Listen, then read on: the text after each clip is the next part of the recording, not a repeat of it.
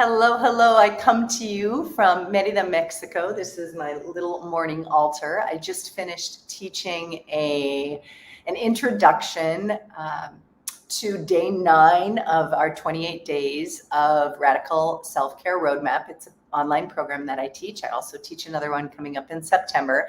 All of that to say, this is why I'm here and now. And one of our students in Radical Self-Care Roadmap asked a really important question that feels like this is a perfect place for me to bring this question forth to our community as a community at large. So I'm going to go ahead and tell you what the question is, and then I'll spend a few moments answering it. So yesterday morning I had spoken about blah, blah, blah, just do it. Like, just get at it. Don't get in your way. Don't talk yourself out of it. Don't spend time. And whatever it is, meaning whatever self-care practice, your yoga practice, your meditation, you're eating healthy, you're going for a walk, you're going for a run, whatever it is, like whatever those things are. And so one of our sweet students said, I love your approach today of just getting at it, but I'm hoping you can help me balance all things that I want to do in the morning, ideally before my husband gets up at 6:45 a.m. So this student wants to do more before 6:45 a.m. Her name begins with a B, so I'm just going to call her B, and I'm just going to keep this anonymous for you, B. I don't know what to do first or in what order to get most flow and benefit for my mind, body, soul. After my warm water with lime, I want to do 20 to 40 minutes of meditation, breath work, 30 minutes walking, 45 to 60 minutes of yoga, 20 minutes of weights, 20 minutes of sauna, journaling, space for inspiration, creativity with my class offerings, and then start my day. How do I realistically fit exercise into my schedule? My routine has been so frazzled with everything I have to do that I do nothing. Okay. Oh, how I love you, B. Okay, so today in our session, I'm exhausted just thinking about this. I'm going to be playful with y'all. So this is all to happen before 6:45 a.m. For me, I'll just speak about for me.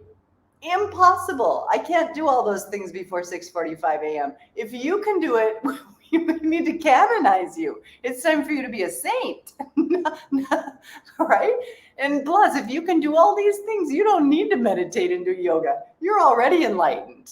That's what I have to say. So I say that to say, okay, let's take a step back. We need to take baby steps. Okay, tiny little steps in the direction of taking the best care of ourselves possible. We need to be able to turn the volume up and turn the volume down, right? That's key. So here's what I want to say. Here's what I want to say about this.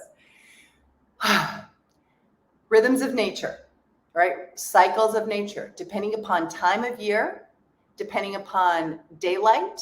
You want to put those things take those things into consideration when you're scheduling things out. What I say is, first thing in the morning, focus your attention on riding the waves of the weather. Excuse me. So then what I mean by that is season, weather, all of it. Look what's happening outside, reflect that on the inside. If it's dark outside, dark, that's not really the time that your body wants to do intense cardiovascular exercise, not before 6:45 a.m. That's what I would say. You want to start really small. And if you really want to do that cardiovascular exercise at dark 30 in the morning, then what I say is go ahead and do it, but do it in a much shorter amount of time. So in other words, you want to fit in 20 to 40 minutes of meditation, 40 to 60 minutes of yoga, 40 to 60 minutes of cardiovascular activity. And I think, that is a lot. Part of the process is we don't want to cram everything in. We don't want to cram all of our self-care into a chunk in one part of the day. We want to weave and marble our self-care into our entire day.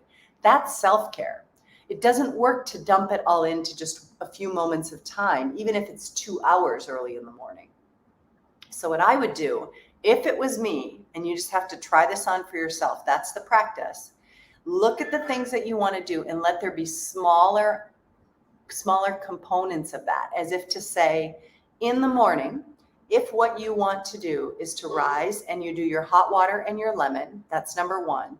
Then from that, You go from that piece slowly and steadily into a 10-minute meditation and maybe a 20-minute yoga practice, 20 to 30 minutes max. And then after those 20 to 30 minutes of your yoga practice, then from there, you see if you've got extra time for you to do some cardiovascular activity. And if you do, maybe you put some music on and just let your body move for that time, especially if it's a short period of time. Or go for a short walk, a 10-minute, a 12-minute, a 15-minute walk. If you look at your watch and say, I have 16 minutes, walk out for 8 and back for 8. I need to be in the shower in 33 minutes. You walk out for 15 and a half minutes and you walk back for 15 and a half minutes. Right? That's how I encourage you to do it. So how do you fit it all in? You gotta let it be smaller, smaller, smaller. So it's more and more and more like you're just brushing your teeth. Tiny little pieces. Not asking yourself to go from 0 to 100 miles an hour, but instead starting super small and implementing tiny little pieces. So I hope that's helpful. I hope that gives you some insight and some inspiration. For those of you who are new to me, you can learn more at brit@britbsteele.com. Email me, or my website is britbsteele.com. Ooh. And I look so forward to our next encounter. Big love to you. Ciao.